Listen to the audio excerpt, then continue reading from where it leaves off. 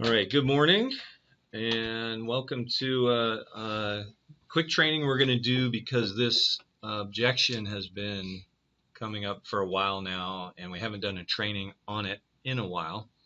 So I thought I would cover how and what to say when faced with an opportunity to list a home, but the seller either wants you to discount or they're already talking to one of the severe discount brokers, like the ones that charge 4% and do quote unquote full service for 1%. So that's what we're going to talk about today. I am recording it so that people can refer back to it. I will tell you this, over the last 4 or 5 years, there have been 6 occasions where I've gone in with our listing presentation behind a discounter like what we're going to describe today, and I've come away with a 7% listing agreement signed. So I'm not telling you stuff that doesn't work. I'm telling you stuff that we use and use often to overcome people that are trying to take money out of your pocket. All right. But I'm also going to do it in a way and in a context that allows you to really use these arguments anytime somebody wants, hey, will you do it for less? Right? One thing I will plant in your minds right now is at the end of any negotiation on this topic, it's still ultimately your business decision on whether you want to list and sell that home. You can do it for less, right? I've heard some people say we don't allow discounting. That's not true at all. Scott and I both are just very passionate about, if you're going to discount, go down with a fight, right? Don't just cave in. Use your objection handlers. At the very least, think of that as an opportunity to practice and get better at it, right? If you discount without talking to Scott or I, then that discount comes out of your commissions. So also think of this as an opportunity to practice in a way that prevents you from having to eat the entire discount. Because if you consult Scott or myself and say, hey, I got this person that wants me to do this for this price, we'll give you some objection handlers. And then if you use those and are still unsuccessful, then we'll share in the discount. We'll take it off the top and then apply your split after that. Does that make sense? So again, it's not because we're trying to be punitive. It's because we want to encourage a conversation. I would much rather Justin call me and say, hey, I'm going into this second meeting and I already know they're expecting me to do everything for 1%, and I just don't want to, and let alone, what I really want is to get my full commission. Can you help me? And we'll have a quick conversation. I'll arm him with some of the stuff that I will be showing you here today, and he'll go in there and fight the good fight. And then afterwards, I'll go, how'd it go? And in most cases, when we have those conversations, agents end up keeping more of the money than they would have. So you might not keep 3% or even 2%, but you get 1.5 instead of 1, or you get 2 instead of 1, or something like that. So that's our mission in life, because at the root of all of this, you are worth what you charge. All right, so what are you going to leave here with? You're going to leave here with confidence, right? It's easy for someone to say, yeah, I'm worth it. But if you don't believe it in your heart, you're not going to be able to communicate it to your audience. So you're going to leave here with confidence. You're going to leave here with knowledge, and you're going to leave here with weapons.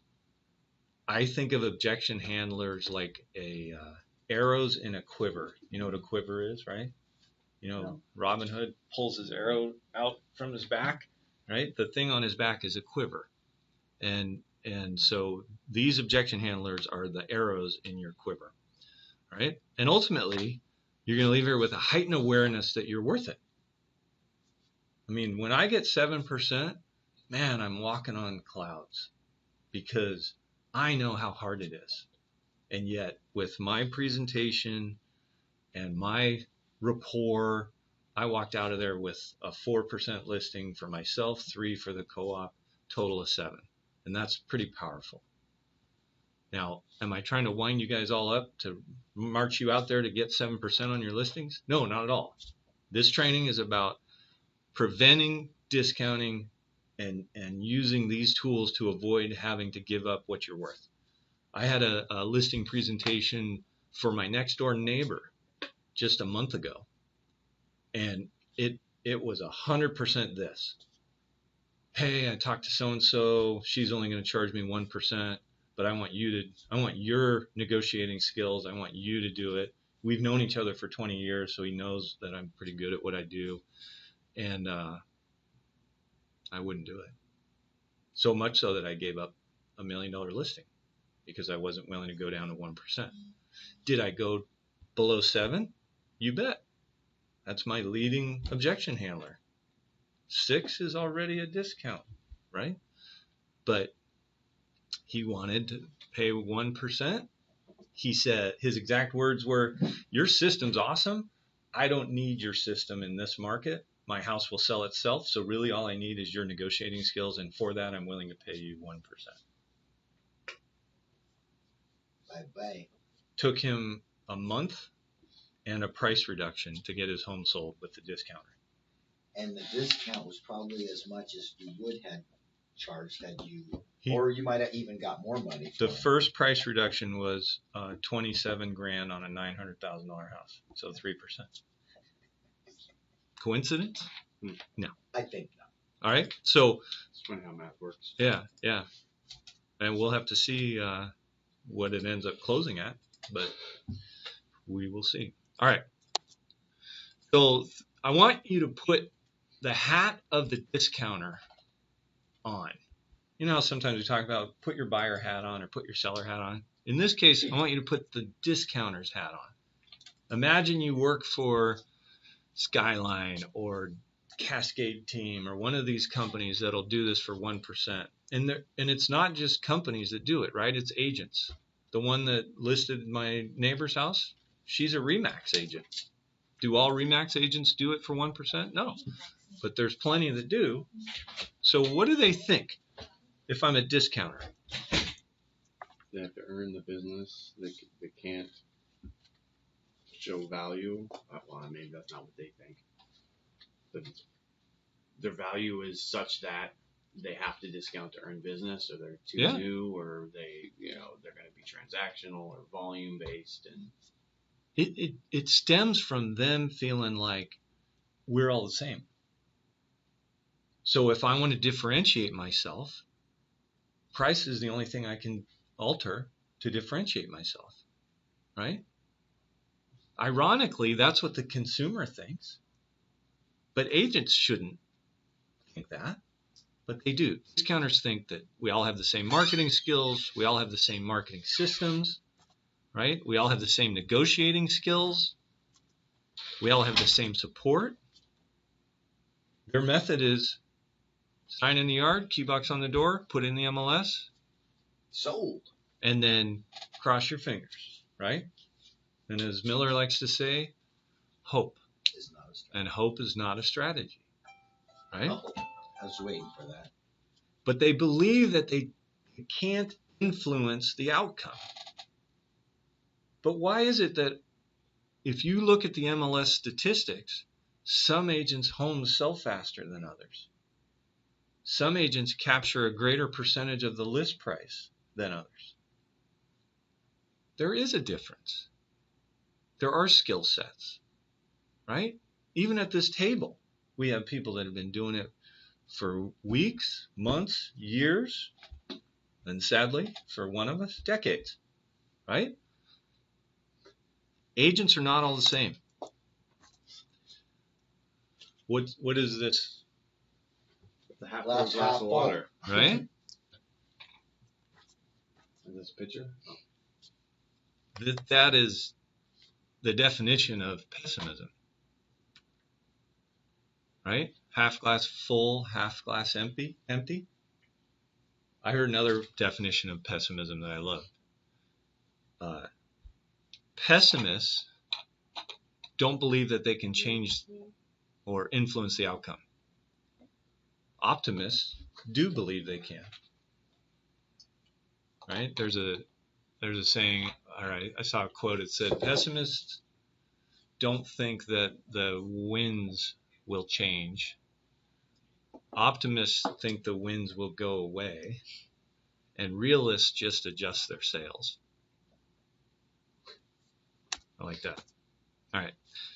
So in the discounter's mind, they think that the consumer only cares about price, and therefore to compete, they just have to be the cheapest. Can you list and sell your home for less than 1%? Yeah. Heck yeah. Right? $200, $500. 200, 500? 0.5%. I've seen listings. Right. I've MLS shown listings. MLS for owners, those guys, right?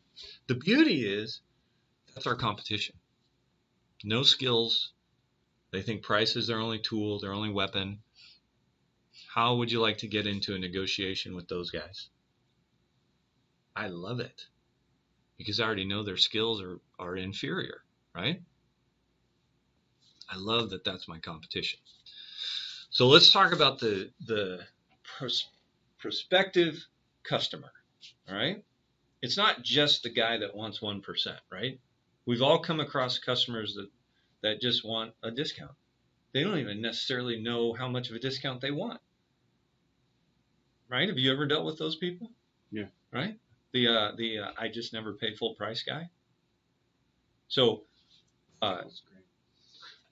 a lead objection handler for that is what I say at the end of every listing presentation, right? I've already held up the win-win slide and said, so can you see how we do things differently? Yes. So based on what you've seen, am I the right guy to help you get your home sold? Yes. But can we talk about commissions, right, is the next segue? And they go, how much are you going to charge me? My answer is, my normal fee is 7%. Is that a problem? Will that be a problem? Ooh. You'd be surprised how many go, I can see why. Because I just showed them a 155-step marketing system. Right. So if they don't balk at that, I'm done. I'm getting a 7% commission on this house. So introduce that into your dialogue. I was wondering how the transition, because it always felt like, and maybe this is an aside and an opportunity for training, because there's a certain element of that we talk about coaching our client, mitigating expectations, going through, and then you come in with all this bandwidth, and then you just kind of, if you don't have strong transitions, all of a sudden it's their show. And then you've done all this work to show them, you've done all this work to bring a CMA, you've done all this work to prove your value. And then at the end of the day, you rest on them to make the decision without giving them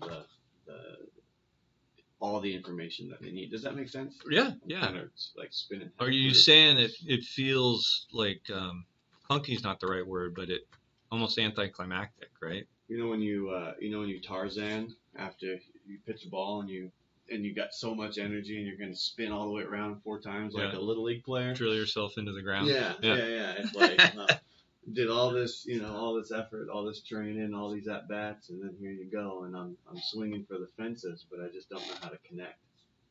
There's a reason why the slide that immediately precedes this slide is the list. Because of exactly what Justin just described. He didn't say it this way, but I've done enough of these where I know exactly what he's talking about. You went through and rattled through just a litany of tools and systems and service and all these great things you're going to do. And then you showed the stats, the result from all of these efforts. And then it kind of tapers because they've now lost sight of what you just covered. They want to just drill down on commissions or drill down on list price strategy, and you feel like, but remember all that stuff I showed you? But it feels like they're lumping you back into the normal group of brokers. Well, yeah, I see yours is different for sure, but the Remax lady is going to do it for 1%. Or in the case of my neighbor, I don't need all that stuff because my house is going to sell itself, right? It's easy for the consuming public to revert back to where their mindset was before you launched into this, right? You just educated them, not just on what you do, but that there's a huge difference between brokers. This is in great part why we go last too, because I want them to have talked to a bunch of brokers and seen that they don't do much, let alone have the tools and systems like we do, so that when I come behind them, I've now not only educated them what we do, but I've educated them that there are differences between brokers. And so when I get them to say, you're the right guy for me to help me get my home sold, they're already wanting what I have, right? When we segue into the commissions and the list price, if you get the feeling that they're kind of pulling you back into the crowd of brokers, that you're not as different as they had just admitted, you just back up one flag, right? But that's where that strong transition comes from. Do you think I'm the right person for the job? Do you see how my firm is different? Yeah. Yeah, it is. Oh, great. But what are you going to charge me? Well, my normal fee is 7%. Is that going to be a problem? You see, that's tremendous in keeping the momentum through the presentation. Right. Whereas, well, it's negotiable. Right. What do you want to do? Or we charge between 0 and 7. Right. You pick. We don't want them to pick, right? No. We want them to see, I'm getting all these things, and what does it cost? Is that a problem? My normal fee is 7%. Is that going to be a problem? What that also allows you to do is, if it is a problem,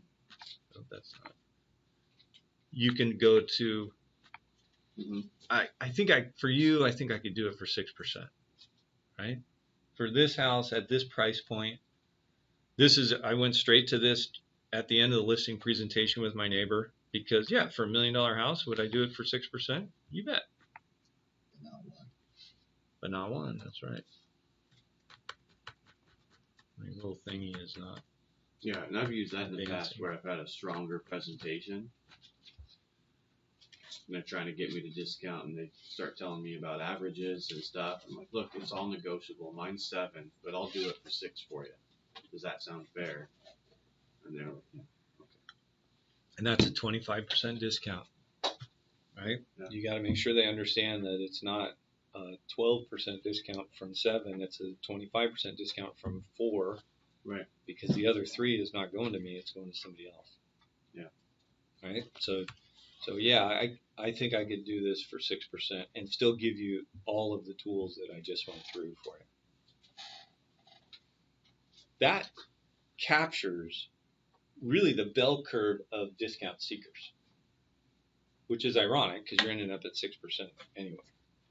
Yes. Would you ever fall back on which part of the system don't you want? Absolutely. You're like a shill. You're looking into the future, right? What part of the marketing system do you want to leave out? Right? Is that one or section? That's the next objection handler.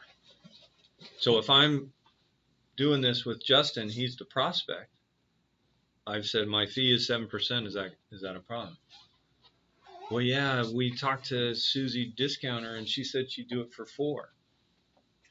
Well, I can't do it for 4, but I guess for you, I could give you the whole system for 6. Yeah, but that's still 2% apart. Can't you come down some more? Well, you saw my 155-step system. I can't give you all of it for anything less than 6. Which parts do you want to leave out? And remember, the statistics were my houses sell for more. So my system pays for itself. And when I say that to somebody, usually the one spouse smacks the other spouse and says, see, it pays for itself. Because usually you'll get one spouse who's like, I want the full meal deal. And now my husband's the cheapskate and he's trying to screw you down. Right? My experience was, well, I want that money too. They didn't use those words. Right. But that's what. Which I understand, I respect. It's a negotiation, right? And remember, these objection handlers compound. So you do them in this order because it makes it more powerful when you do the one later where you go, yeah, but you see how poor a negotiator that discounter was, right? My question is, when you said parts, which, there's a bunch of them, so which do you pick to say, well, you let them pick, but when you mean parts, are you going to take out? I'm going to eliminate stuff. Right. I back up one screen, right, to the list. I'm not going to put it on the screen right now because my PowerPoint's acting weird. But then I can go, I won't be able to give you the reverse offer system. I won't be able to give you the everyday open house. I won't be able to give you the, and I start pulling stuff because you'll notice as you present which things they really like. You make sure to eliminate a couple of those too.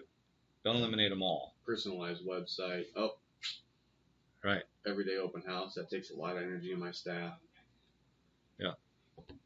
So yeah, you strip out stuff. But I was just kind of getting an idea of how many. That's all. Yeah, I would pull, 2 or 3. Depends how many things made their eyes light up, but typically 2 of those and a couple more. Can you go back over the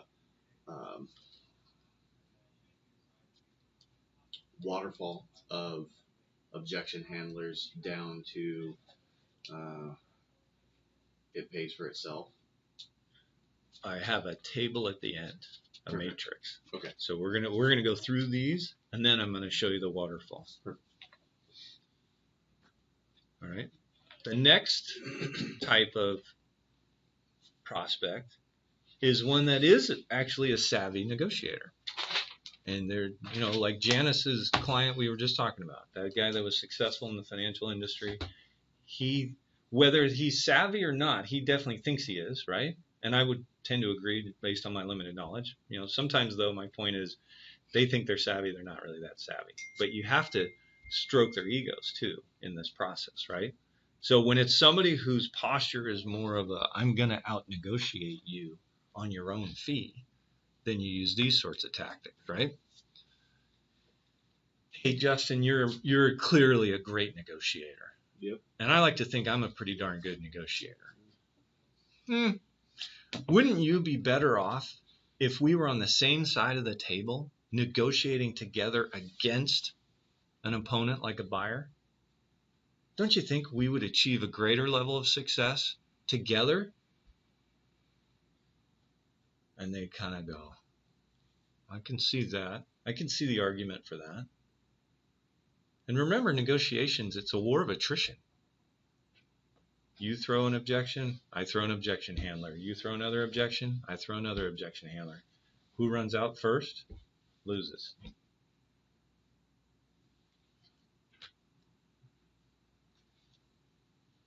How about the guy who says, Susie so-and-so will do it for 1%?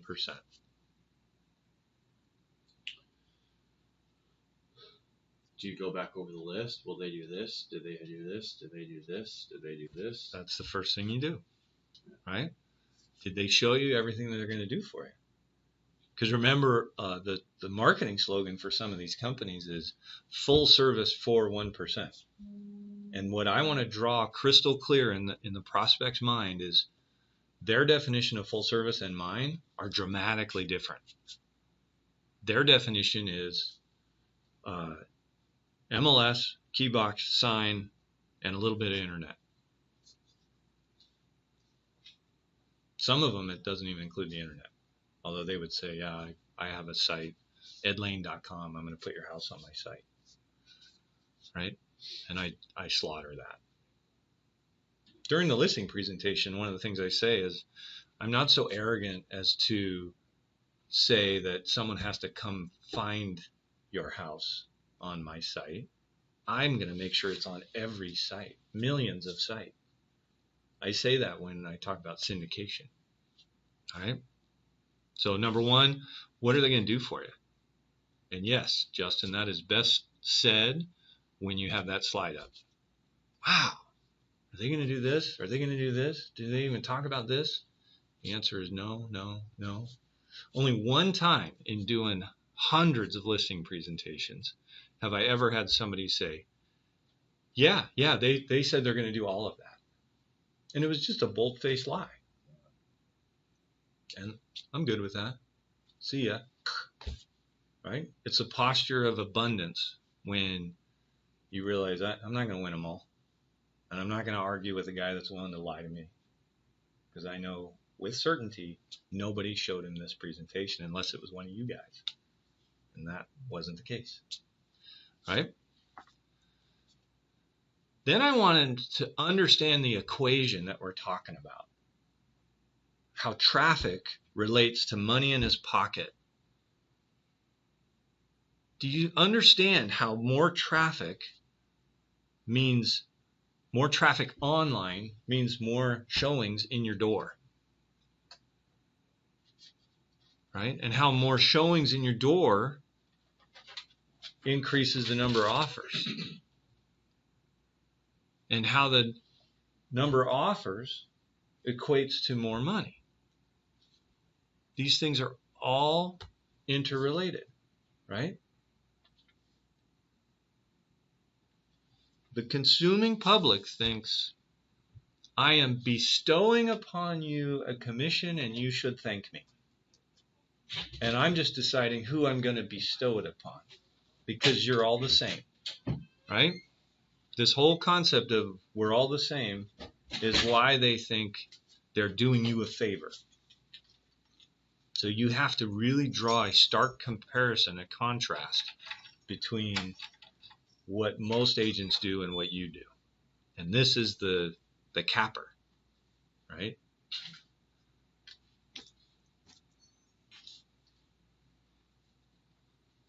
So you remember, you're going through these in sequence.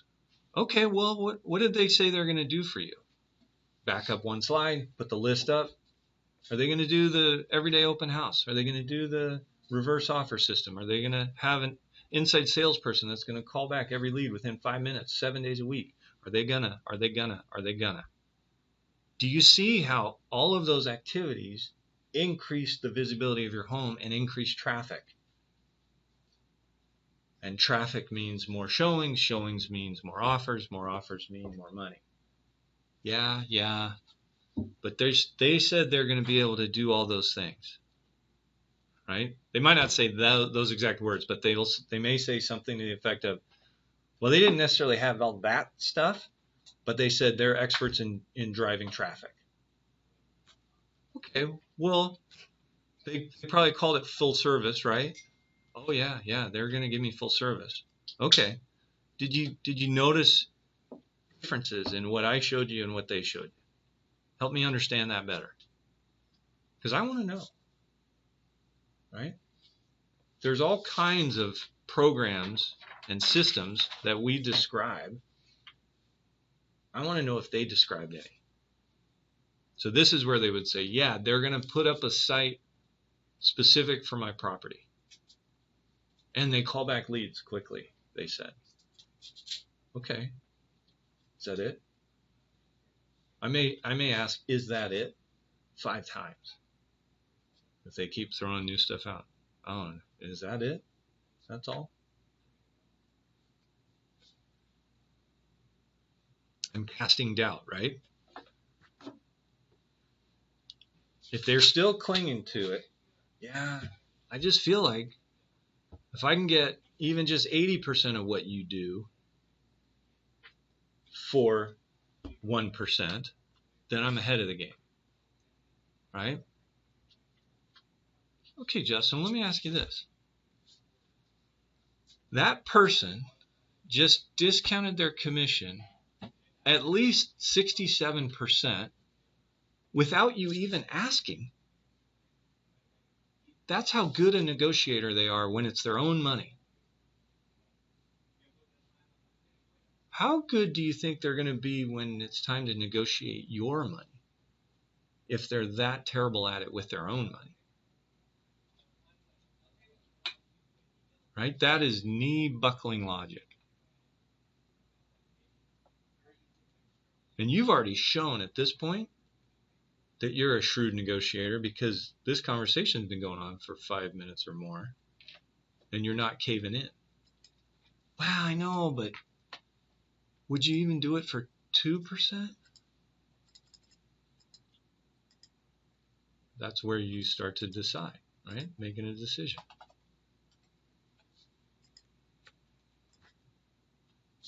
But Justin, this is how I make my living, by doing a great job for my clients. Are you sure you really want to reach into my pocket and take money out? Who reads that sentence and thinks, ew, I don't think I could ever say that? I would. It is a distasteful idea. And, Is it up there? Oh, there it is. and that's why you have to say it, because you want them to say it.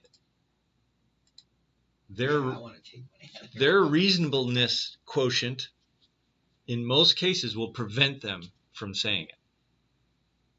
So I'm going to make them say it. Or I'm going to win.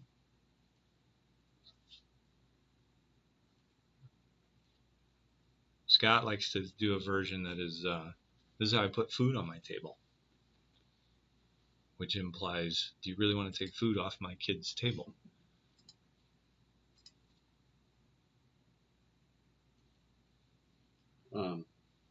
Did you have another one that is in this vein? All the ones I just said are still on the screen. No, but did you have it? Do you have another one coming up? Or are you transitioning? Yeah, that's Okay. So that's why I was trying to get Nick. Yeah. Because we had this conversation and his was, the discount agent says, we all, especially with Redfin, we take the, what do you call that, out of the equation. The agent's going to get paid anyway.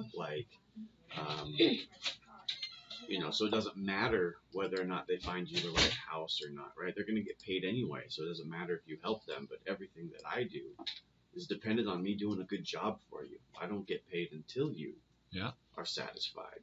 Does that make sense? Where it flips. So he's referring to the salary of a Redfin? Yeah, he flipped it so that it made it. And that's why I wish, because I didn't write it down when he was there. I was just like, oh, crap. Yeah. Because he flipped the idea of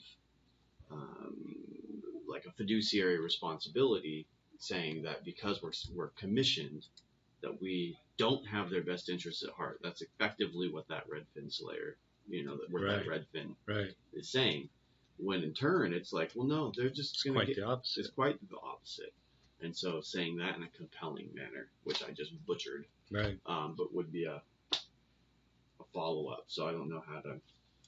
So when it's Redfin, they have no incentive to perform because they Yeah, I'll kill them. I'm dying trying to get people that they want. I only get paid if you win.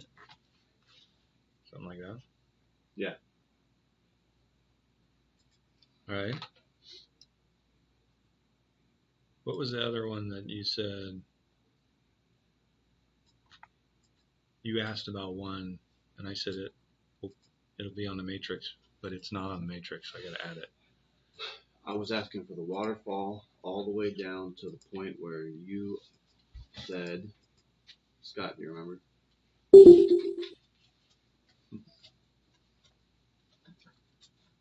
Was it in your notes? It was around Was it about the discount part? It was around the time, right before I said the part about, hey, you're a skilled negotiator, I'm a skilled negotiator.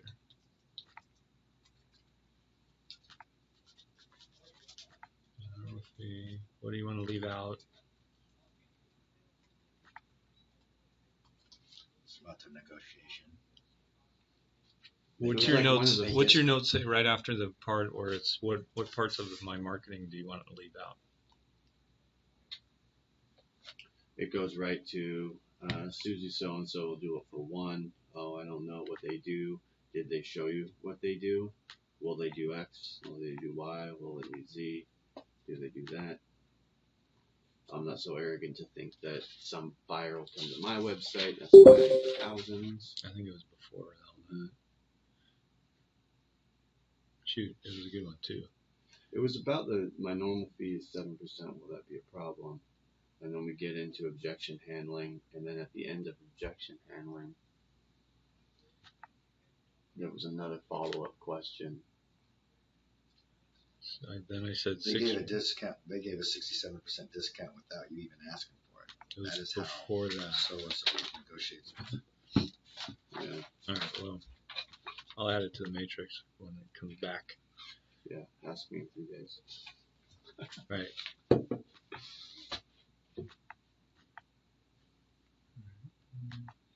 is that not working? All right, so the matrix, this is just a progression, right? I guess I can change the...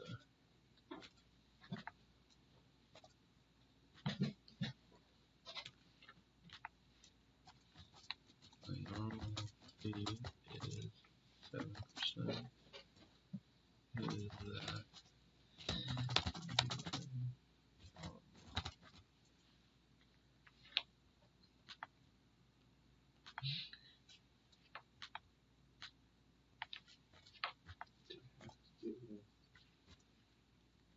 The results.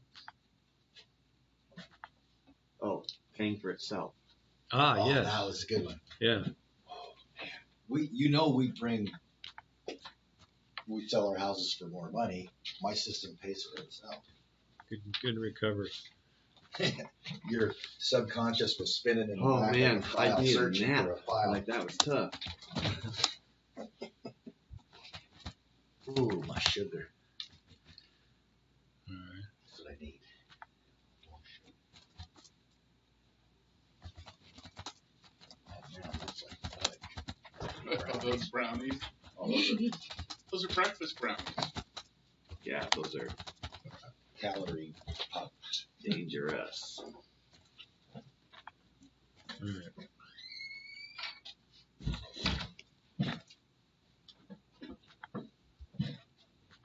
All right.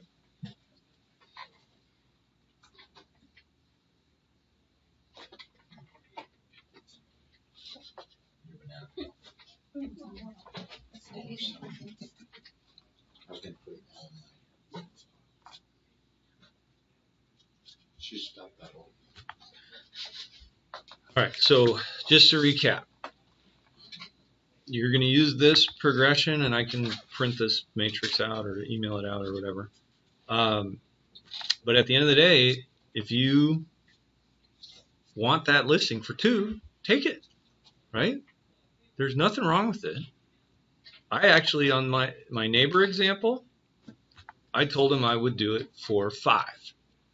2 for me, 3 for the co-op. Because I don't want to make it 2.5. I'm not a fan of that, which is ironic because in this firm I do that more than anybody else because of all the REO. But I want that house to be attractive to buyers agents. And I thought, you know what? Would I sell my neighbor's house for 20 grand? You betcha. Right? But I wouldn't do it for 10. And maybe you would have. If you don't have enough deals, run through this matrix, do your best to defend your money, and then if they still cling to, if you don't do it for 4, I'm hiring her, which is exactly what my neighbor said, then you decide whether you want to just do it. And this presentation is in V4, I'm sure, right? I'm recording it right now. You just Right? And remember, the policy about discounting, you can discount to your heart's content. It'll come out of your split. If you call Scott or myself before you discount, we'll brainstorm some objection handlers. I'll hopefully help you protect some or most of that money. And then if you still end up discounting some amount, we'll take it off the top. But if you do it on your own, there's nothing wrong with that. We're just going to take it out of your split. Does that make sense to everybody? Does that sound fair? Yeah. And the way to present it when you're in that situation is, hey, Linda, you know what? To give you that level of discount, I got to consult my broker. Only he can approve that. And then you have an excuse to have an interruption in the conversation, come back the next day or later that day by phone or in person is preferred, and say, I talked to my broker and he said, gosh, you know, y'all have given you a couple objection handlers. And don't worry, it's I'm always going to tailor it based on however your conversation was and how you left it off. Okay, since you said that, try this, and if those don't work, do you want it? Then agree to it. Okay? Any other questions before I stop the recording? Cheryl, what does ouch mean?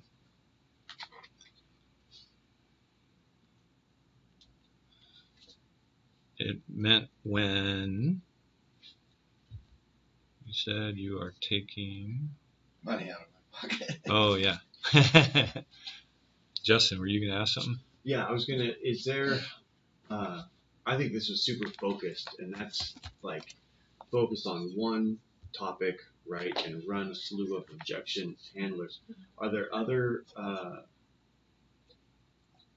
tools in the tool belt? Are there any other like restatements, or is that something that we could come back to at a different time, or is there a somewhere a vault of Olay. Olay restatements? Like, I mean, really, if you're going to go in and you're going to start, really becoming a master of this presentation, a lot of the bandwidth comes down in your ability to prove your value. Exactly. And this is where the rubber meets the road, right? Yep. No, this part of the conversation is where you win or lose. There's a right, and you can two-step from here, right? We have this is technically a trial close. You ever heard that term in sales? That's when you kind of float a balloon out and see if the prospect is willing to bite, then you close. But if they kind of punt, it was only a trial balloon, so you haven't extended yourself to where you've said black or white. Are you going to hire me or not? Right? Can you see how we do things different? And am I the right guy to help you get your home sold is different than are you ready to sign a listing agreement? Right? But it will bring to light objections. And we want that, right? You're never going to make a sale without identifying and addressing objections. Just don't create any, right? I have lots of agents who like to insert objections. Just kind of in the same vein. Oh, I like that. Is that a Tom Ferry thing? Yep. Yeah. Recognize it right away. Email that to me because we'll integrate some of it. The reason why this is so effective right here is because of the next slide. If the trial balloon doesn't work, I have built in for you guys a second meeting. It's a two-step close. And you only use it when you need to. But there's going to be occasions when you need to. An occasion might be this guy wants a discount and I don't want to eat it myself. I want to talk to Ed first. So at least it can come off the top rather than just come out of my pocket. So I'll use this to two-step him. Hey, you know what? I have to get the property presentation team to look at the photos I just took of your house. Why don't we get back together day after tomorrow? I'll be able to tell you whether my broker is going to approve the discount you're asking for, and we can go through the results of the property presentation team. So we took out the appraisers. It's still in there. I can use either one. But we don't have it, right? Yeah, you're going to use Ed's opinion. We could shoot In a report. ask for a BPO. Yeah. All right. Any other questions before I end this recording? All right. With that.